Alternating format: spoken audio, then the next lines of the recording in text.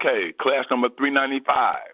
Now I receive 28th of July, 2022. I want to start by telling you guys about an experience I had last Friday morning.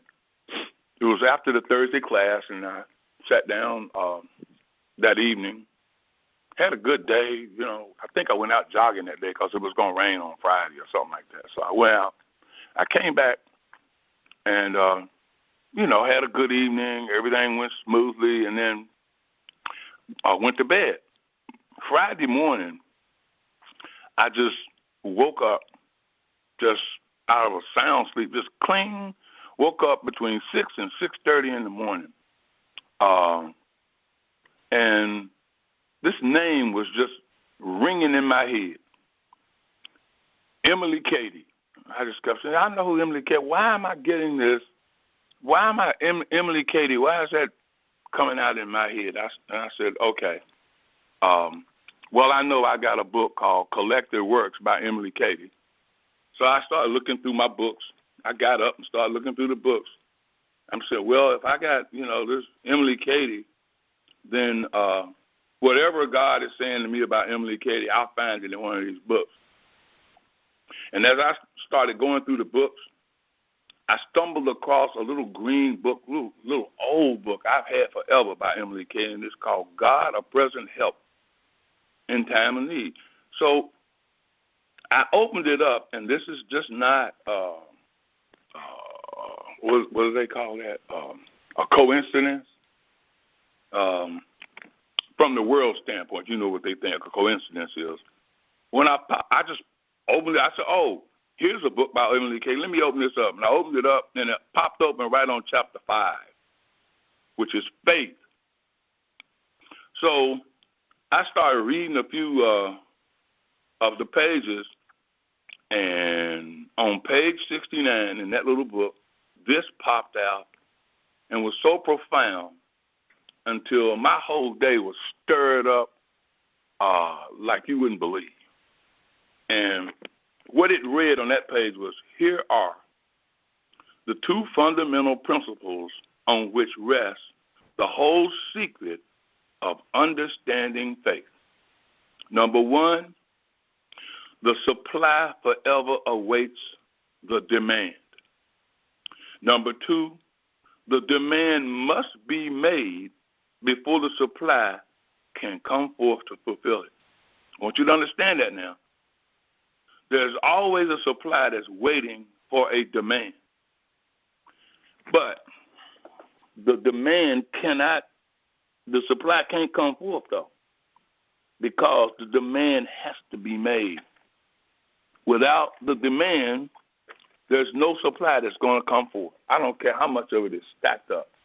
It's the same way like I got $50 million in the bank, but there's no way in the world I'm going to ever get to use any of it unless I make some type of a transaction, which is called a demand. I'm going to have to present a card. I'm going to have to go online. I'm going to have to do something in order to access what I have in that bank. That's what Lillian DeWaters called making a wish. But my mind went back to, but when she said make a wish, that's making a demand. She was talking to a lady, and she said, when you make a wish, you make that wish as though you're like the queen of some great monarchy. You're the queen, and so when you say, I wish this, subjects will come and bring it to you. Not, I wish I had this, and then sitting around hoping for something to happen. You know that you are the authority. That's what that man said to Jesus when he said, I too, the centurion, the Roman, he said, I too am a man under authority, and I say to this guy to go, and he goes, and this guy to come, and he comes. He said, but you can just speak the word, and everything comes under your authority. And I'm like, wow, this is tremendous. My immediate thought went to Mark 11, verse 24. Whatever you desire, when you pray, Then the word changed to when you command. Because to ask means to demand. You're not asking a God that is separate and apart from you somewhere to do something for you. You are saying, this is mine, and I am accessing it. And I demand that it come forth right now. Every desire, every request, that demand is immediate. Now, you go back from that now. After you realize, Mark 11:24, I desire this, so therefore that desire, I am the authority. I am accessing what's mine because God says all things are yours, and you're saying, okay, come forth. Well, look at verse 22. Have faith in God. Be assured that God has already provided the supply. That's what you guys were saying earlier when we were talking. The universe already is sitting there saying, command me to come forward in your life. I have to because this is law. Verse 23, what? Speak to the mountain. What? Yeah, speak to it. It has to move. Everything has to be according to your command. Isaiah 45, verse 11. Now, this was happening on Thursday night after we had class. I'm sitting there, actually had turned the TV all the way down because I was tingling inside. Isaiah 45:11. Command ye me. Remember, we talked about that before. Command ye me. So how do you command God to do something? It's like, Father, what does this mean? How do I do this? And the revelation came. God is substance. Substance is sitting there waiting for me to tell it what to do. Command the substance to be as you wish.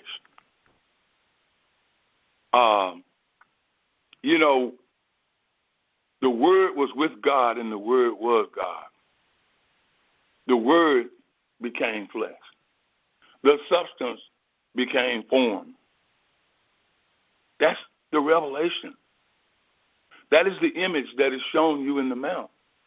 Whatever you ask in my name. Really? Yeah. You're commanding based on the fact that you are the authority, and God says he has put you over the works of his hand. That means the substance of the supply is sitting there saying, just command me to be what you need. It has to happen. It has to. That's the image shown you in the mount. Whatever you ask in my name, in my consciousness, in my understanding that this thing has already been done. It's my inheritance. I have inherited the substance of all things. That's why I can't have yours and you can't have mine, because you have your own, yet we're all sharing from the same water. We're all sharing from the same substance, because there's only one substance, and that one substance we call God. Whatever ask for in my name, in my consciousness, is already done. It's already, remember Jesus said, it's at hand. The kingdom of heaven is at hand. The kingdom of substance is at hand. Remember, in Aramaic now, kingdom means counsel, word, advice, instruction, direction. The kingdom, the substance, the direction, the guidance, the word is in your mouth and in your heart. And when you speak forth, that's the word.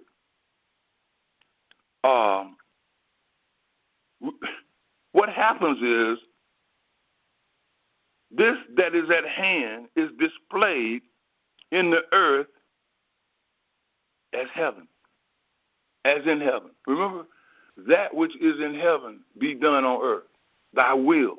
That's all there is the supply. What is God's, the substance? What is its will? Thy will be done. Okay.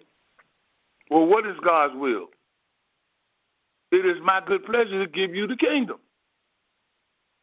So when I ask, I am commanding or demanding the kingdom, the word of truth, come forth as form in my experience. See, I am observing. I'm not creating anything. I am just watching the appearance of something which already exists in the mind of God, in the mind of Christ, which is my mind. I'm just letting it come forth. You know, I looked up promise in Webster's dictionary, and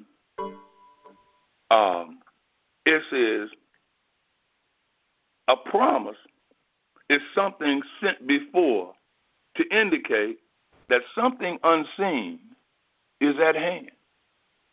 It is a declaration that gives to the person to whom it is made the right to expect, to claim the performance of what is.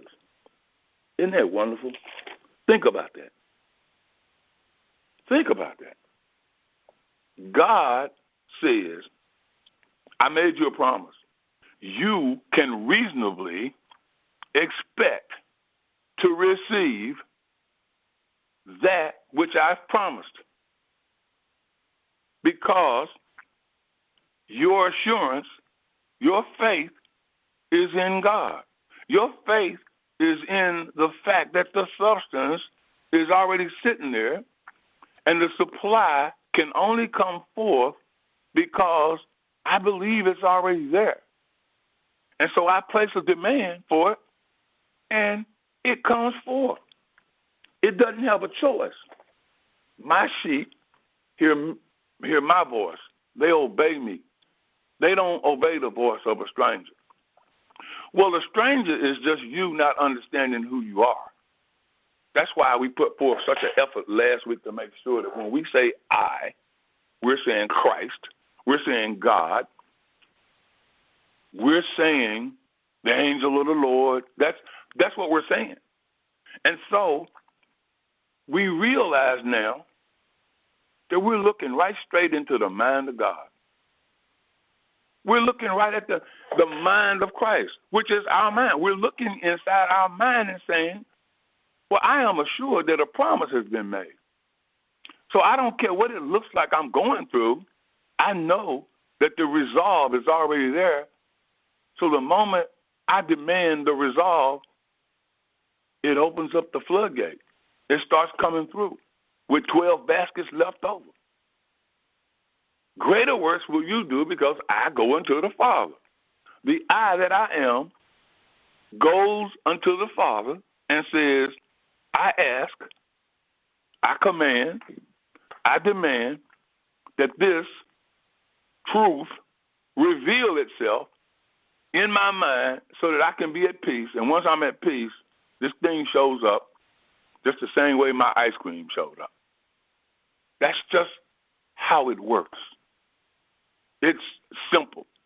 He said even a child can do it. That's what Jesus said. A child can do this. I realize now that's what Neville Goddard was doing when he was saying in imagination. I knew he was saying whatever I ask for, it has an image and it has a form.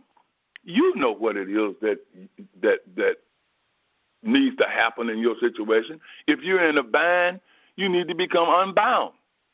You know what unbound would look like and what it would feel like if you weren't burdened down with bills, burdened down with some type of a sickness, some type of a pain, some type of level of uncomfortability, discomfort. That's a better word. You know, if you feel like, you know, all of this discomfort is on me, well, you want to be comforted. And you know what that would feel like. It would be a release. It would be a letting go of that which is painful, you know. And most of it is all based on thoughts. I'm thinking I'm this and that. I got all of these problems happening to me and this. But what would it feel like if I didn't have all these problems? And the imagination just kicks in. It has image and it has a form. And so by recognizing that this substance of all things is first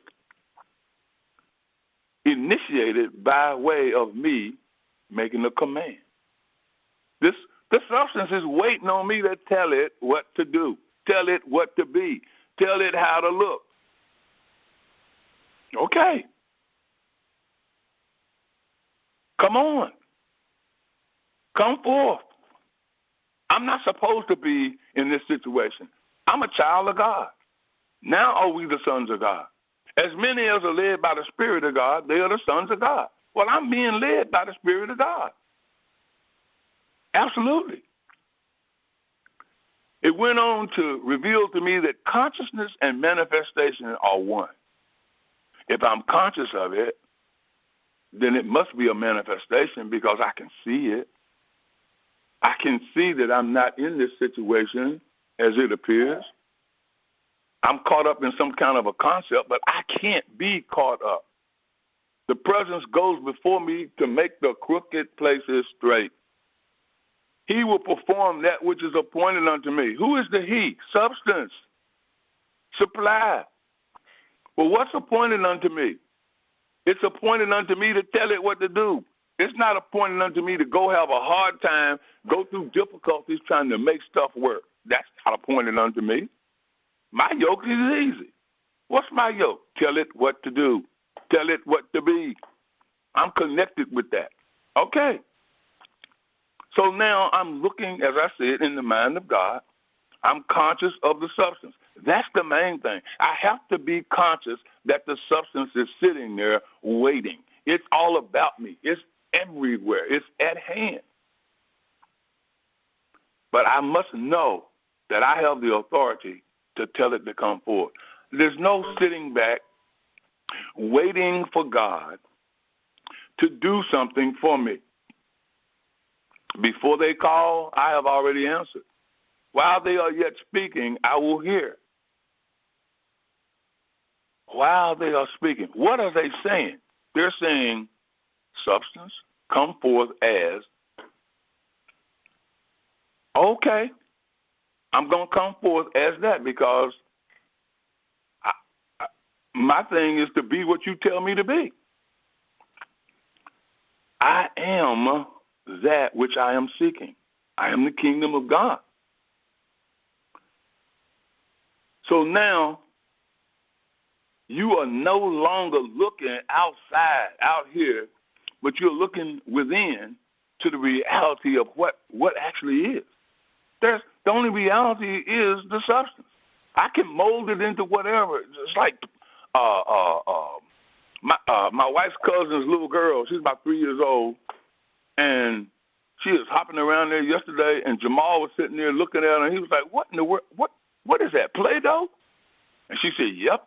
And she was just forming that Play-Doh into whatever she wanted it to be, Play-Doh. And that just triggered, oh, wow, a child can do it. She's grabbing the Play-Doh as her substance, and she's making all kinds of little forms out of it. But what are the forms coming from? Her imagination. She's imagining that Play-Doh to be a little square, a circle, so on and so on. See, she was one with it. She was one with this thing. You are one with the substance, which is the evidence of things not seen. You can't see the substance. And even when it shows up as a tree, as an apple, as a flower, as a plant, watch this, as a fetus in the womb, as a baby. We know a man and a woman can't make a fetus. There has to be a life force that acts upon what? The dream, the idea of man and woman saying, we want a child. Okay, the substance comes forth. Now, what kind of child you want? one that's perfectly whole, healthy, and will grow up to be trained in the way that he should go, and when he's old, he won't depart from it. Okay. But look how many people just want a baby. And they just get a baby. And then what comes out is a mixture of good and evil. Everything that's all up in the world. Deformities. That didn't come from God. You know, my grandson, autism. That didn't come from God. That didn't come from God. That came from fear. It came from, hopefully I'll have a healthy baby. Now I hear people say that I've heard it all my life. I went to school with kids. They were born with asthma. What? No, not at all. It's just that we weren't taught this type of ministry in Sunday school, in church. We weren't taught this. We were taught after a while and by and by, God is going to come along and do something for you. God is going, and now God is good all the time, but these are the people that are sitting around struggling, can't make it, mad at the United States, at presidents. I'm like, man, ain't no president going to ever be able to make you free. Whom the Son sets free is free indeed. That's how that works. So you have to experience, and we'll talk about that next week, but you have to experience and see invisible reality, the supply. Just walking around knowing that there is a substance, and it is sitting around waiting for me to tell it to come into this three-dimensional world. Where is it coming from? The fourth dimension. Heaven. As it is in heaven, so shall it be on earth. One time I asked myself, well, how am I doing in heaven? Well, you real cool in heaven. But why doesn't it look like this in the earth? Because you don't tell it to look like that in the earth. You keep waiting on God to do something to make it look like. God can't do that. God is just the substance of all form. Then you conceptualize the form to be something, and that's your experience. You keep trying to experience an objective. And when I'm saying you, I'm not personalizing you. I'm just saying you in general, meaning the world itself. I don't care whether you're in Croatia, Russia, Switzerland, Asia, or in America. I don't care where you are. Everybody is doing it the same way, the same concepts. So, as I said, a promise has been made. And we can reasonably expect that promise is something that was sent beforehand. The promise is what? The substance, the supply. It's already made. I accept this. I take this. I don't need to make this hard. This is just worked out. So we look at hope, which is an expectation, and we look at faith. Well, faith is what? The assurance of that which I expect. Think about that. The assurance of what I expect. Because when you say hope for, that kind of throws you off into the future. But if you say, I expect this, then you can go, I expect to stop at the stop sign. All things being right, my brakes working correctly, I'm driving, it turns yellow. When it turns to red, I'm going to stop. I expect to stop. I don't expect to run the red light. So I stop. I can reasonably expect that if I obey the traffic laws, I won't get tickets. I can expect that. Okay. So now, if I realize that assurance is the assurance that the substance is right there waiting for me to tell it what to be, why? Because God is principle. That means the substance is principle. Love. God is principle. God has a passion for coming forth in our lives because God so loves the world that he gave his only begotten Son. That's you. God loves the world, and he gave us to the world to glorify him. All shall know me. That's why we're here. to glorify God. I used to ask that question all the time. Why am I here? You know, I can play the piano. Really? Can you? Or does God play the piano? You are a soul, the son of God. Okay, so I'm supposed to go out here and take my gifts and my talents and make something of myself. You can't make of yourself any more than you already are. You came from the divine substance. You didn't come from your mother and your father. They were the vessels that you came through. But you are the eye. Your dad was the eye. Your mom was the eye. And we should have been training our children and anybody that came after us in that same language. And they would be speaking the language of heaven, which is called tongues. Let me give you a good example. I think you'll like this. Now, thinking about you can expect something because a promise has been made, and you have an assurance that that promise has been kept. That's have faith in God. Why? Because love, God, the principle, is passionate about 2 times 2 being 4. God, principle, is passionate about he who has begun a work within you will perform it until the day of Christ Jesus, until the enlightenment that I am the mind of Christ. I have the same mind that Jesus had. Now, here's a good example of speaking and commanding the thing to come into place. Jamal had been furloughed through that COVID time. He got furloughed and stayed furloughed for 2 years. His unemployment ran out. He was struggling. Pop, can you help me with this? Pop, can you help me with that? And I'm the best I can. Not only that, during all that period, his mom is sick, and we're helping and doing the best we can. And he goes through all of that. And then one day, it comes upon him. Oh, it had to be about 3 months ago. He said, I want you guys to hear this now. I am going to get me a job, and it is going to have a whole lot of video conferencing involved with it. I am not going to be back there lifting up speakers and setting up rooms for people to have conferencing and then tearing it back down and working all kinds of hours and working different shifts. And I'm not going to do that.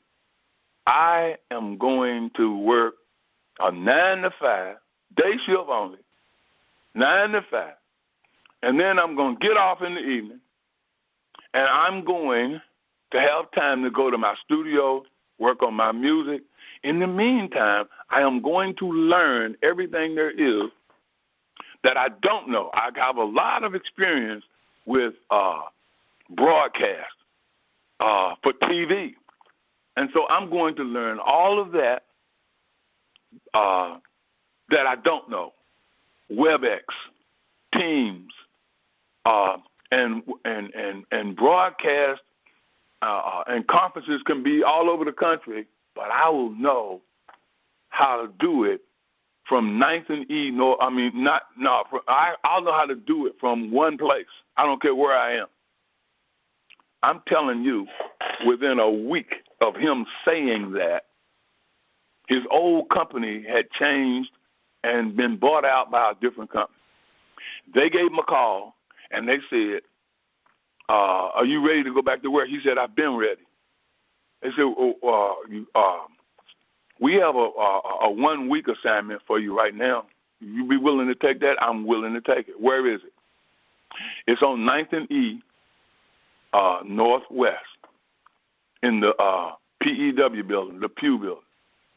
He said, I'll take it. He goes down there, and he works one day, and the guy says, oh, my God, you know all this? Yep. I know this stuff. I'm prepared. He said, the guy said, oh, wow, man, I'm going to call your boss and see if I can't get him to let you work the whole month. In the meantime, his old boss was saying, we need you over at the Washington Hilton, backlifting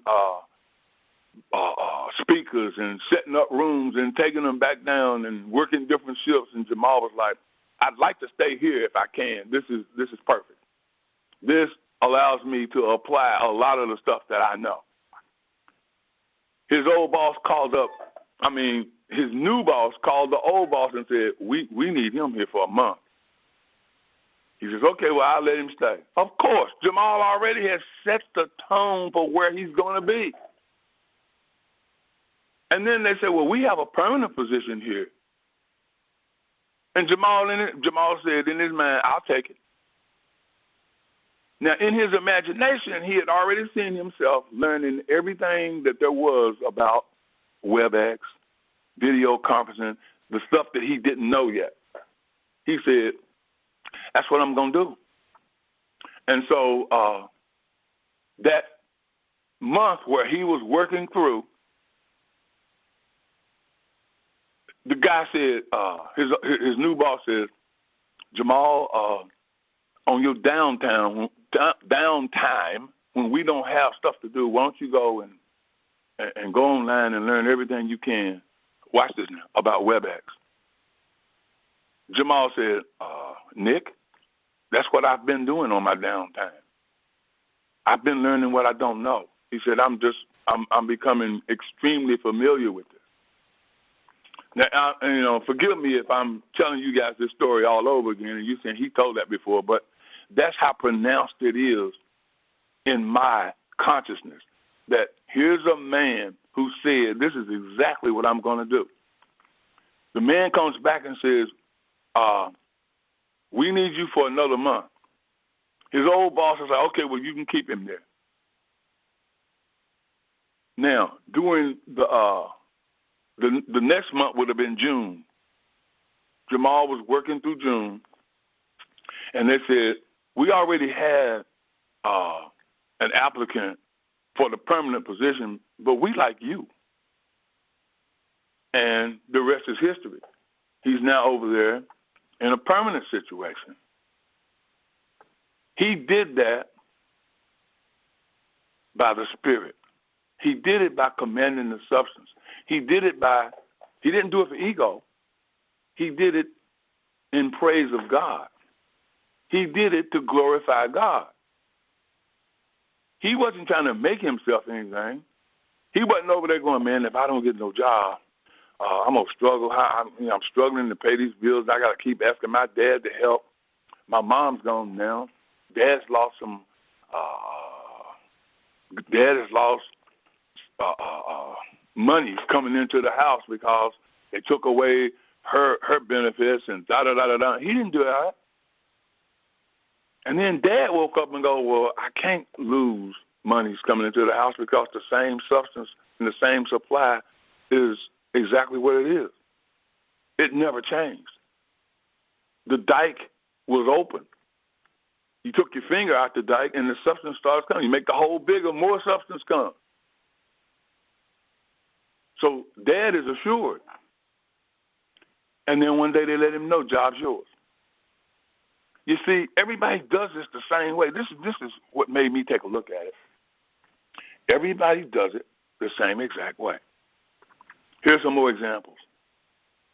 All of the old jobs that I had, it was done by a firmness of mind, right? But it wasn't done for the glory of God. When I went to Ford, it wasn't for the glory of God. It was so that I could have a job, something I always wanted, but I would be appeasing my ego. I want to work at Ford. It was some pride along with it. Speak the word only. No, this is what I'm going to do.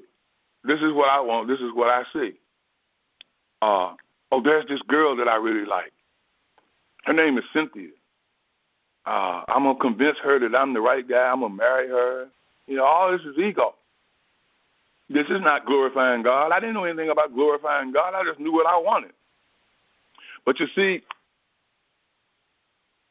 I learned over a period of time that I wanted to stay married. I wanted to have children. And this all came by way of I got involved with God. I didn't know all this about substance. I didn't know all this about supply. I didn't know about speak the word only. I heard in 1979, I got married in 69. 10 years later, I hear the preachers on TV, just speak the word. And then I found out how, that was fallacy.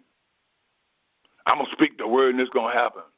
No, you're going to speak the word from an egotistical standpoint, and you're going to go around looking for people to help you get to where it is you're trying to get to.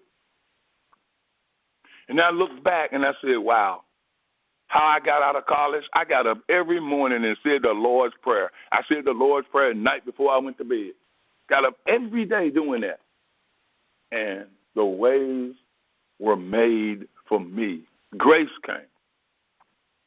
Now, I then realized God got me out of college. All there is God. And you're always dealing with God. I don't care what you're doing.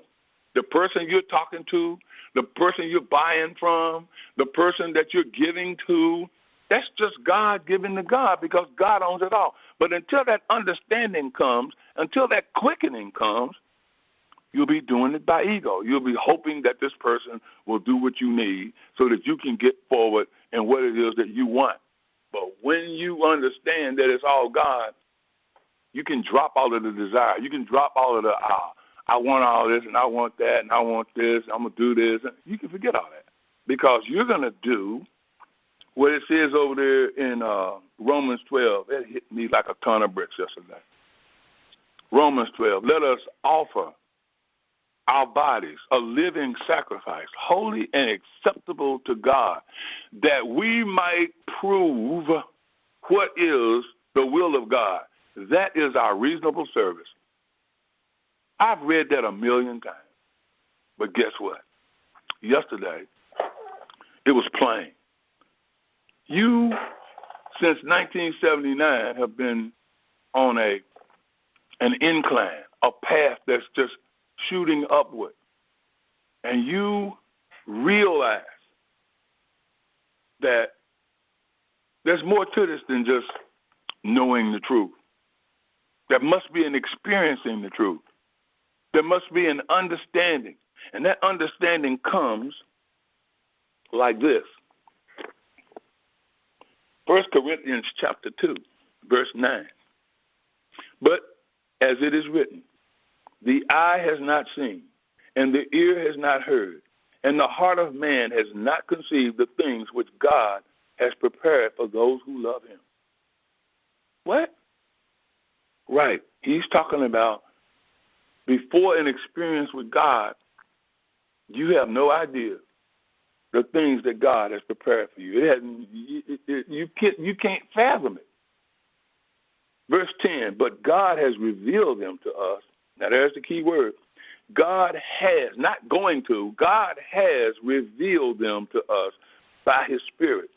For the Spirit searches everything, even the depths of God.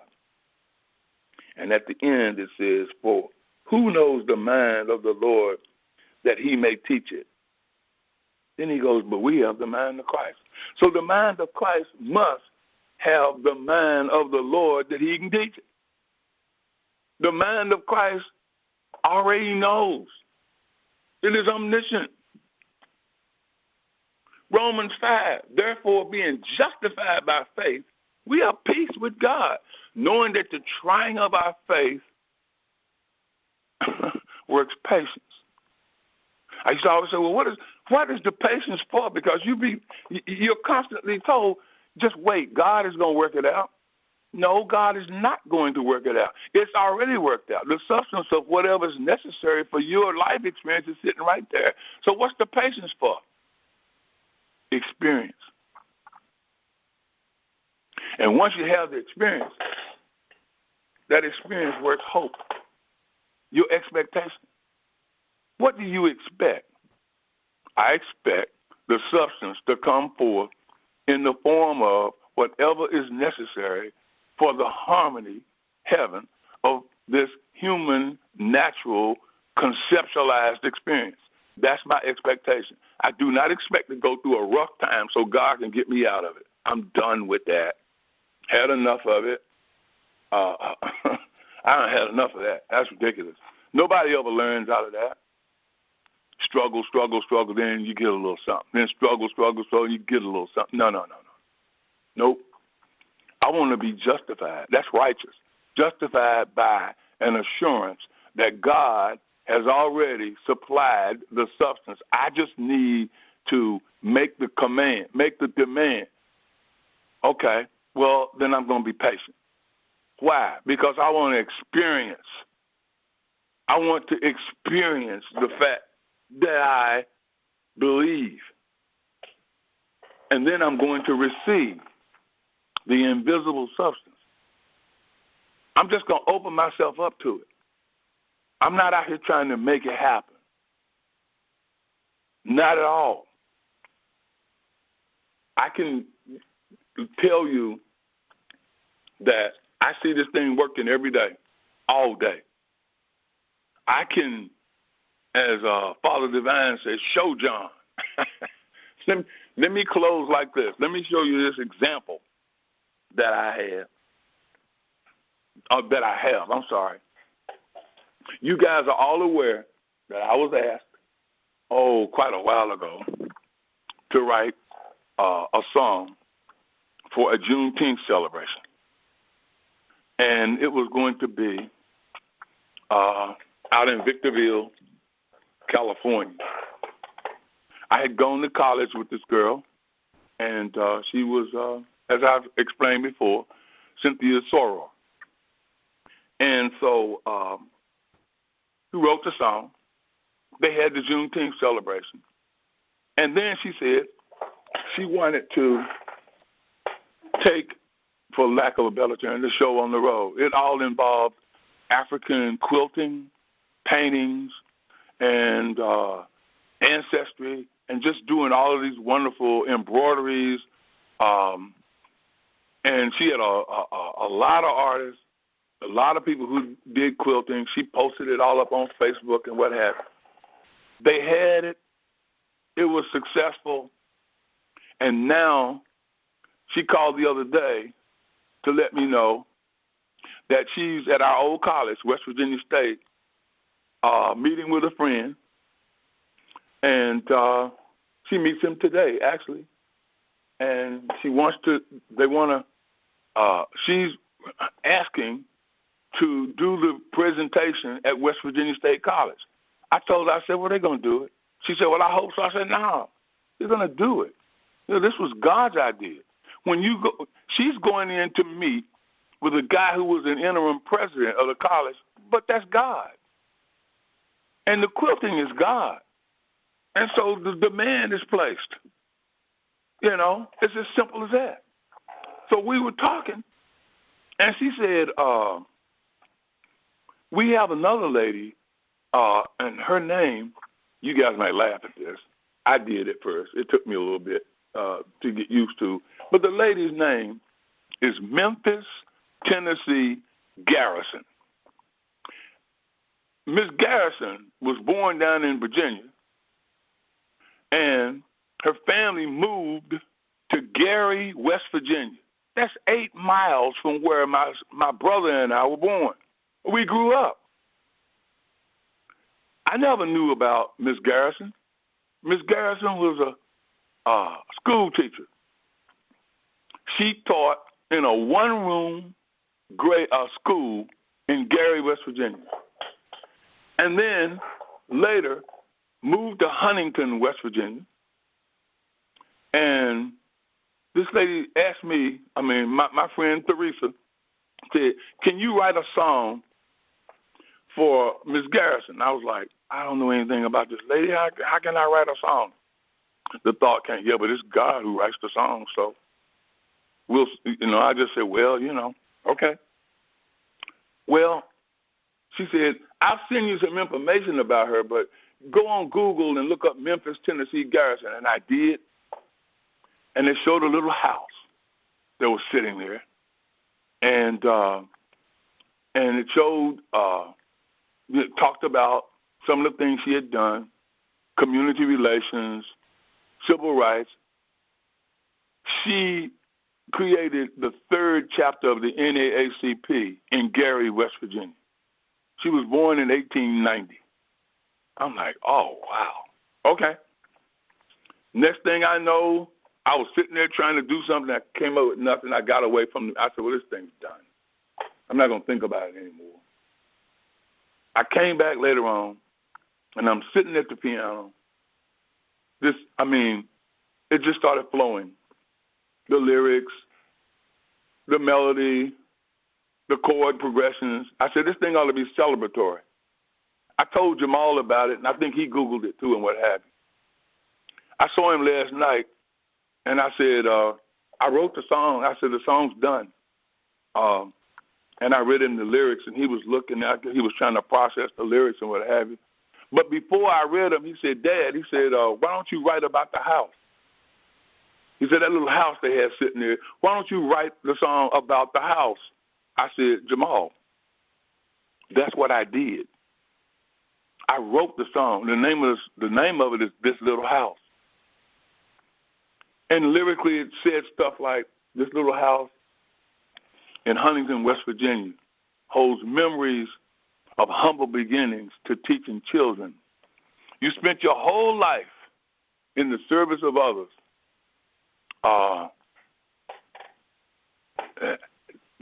Activism and da-da-da-da-da. And then it says, and community colors.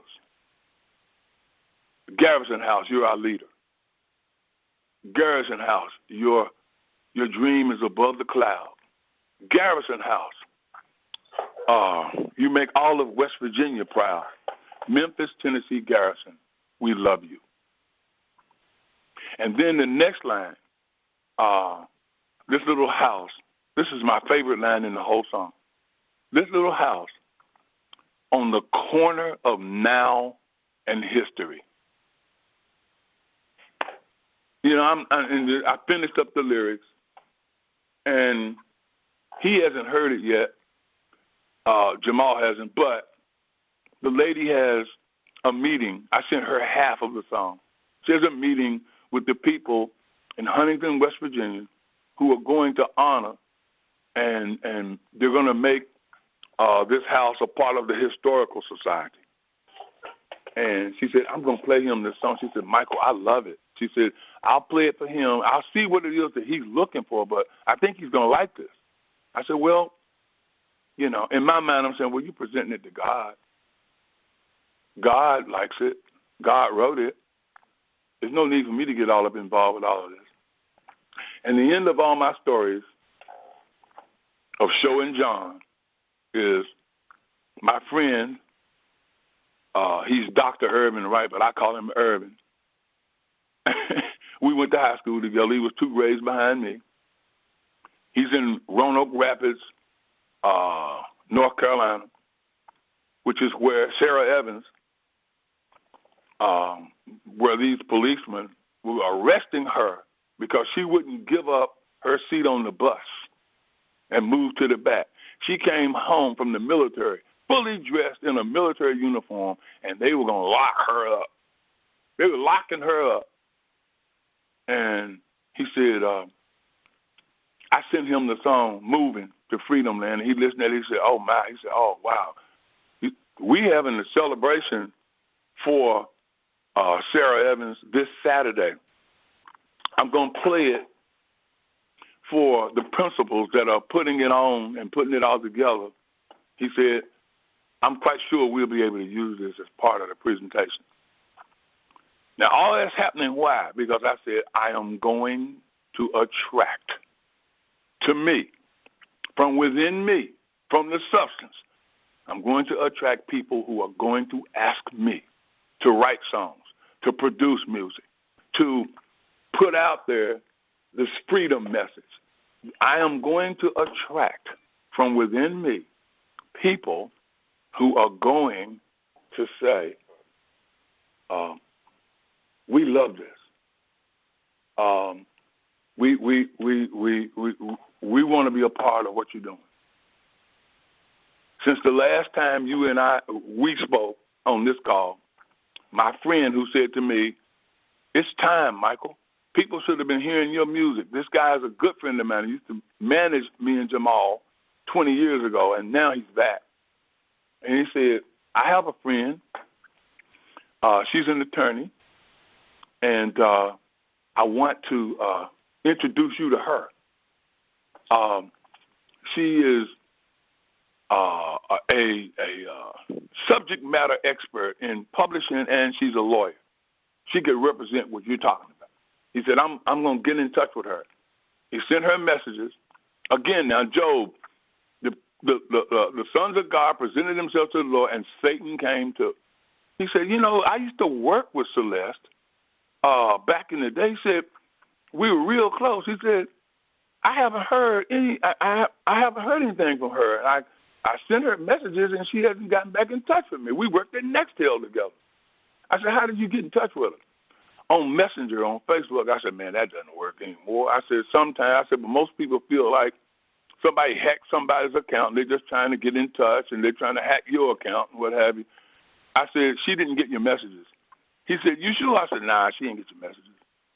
He called me yesterday and said, man, you called it. For real, man. He said, she didn't get any of my messages. He said, and when I told her about you and Jamal and y'all's music and what you're doing and about all of the stuff that you've done so far in the Juneteenth thing and this, and this, he said she was excited about sitting and talking and the possibilities of us working together to put this thing together. And by the way, Mike, she is coordinating a songwriting contest through Sony Music for the best rendition of a Motown song. He said I can't. He said I can't tell you how happy I am. I said I know how happy you are. How happy I am because what? God is happy. This is all for the glory of God now. It's not for Michael Orr trying to make money so he can take care of himself in his, what they call that, later years. I don't have any later years. I only got now. I'm on the corner of now and victory, now and history. Now, I'm not on the corner of now and the future. I'm on the corner of now and history, of legacy. And the only legacy that's ever going to be left is God. Now I receive. Now you receive. What do you receive? The revelation of the substance, and you shape it into the form of that which appears to be necessary, which is already sitting there waiting on you to tell it what to do. Command ye me. That's God talking. Amen. And so it is.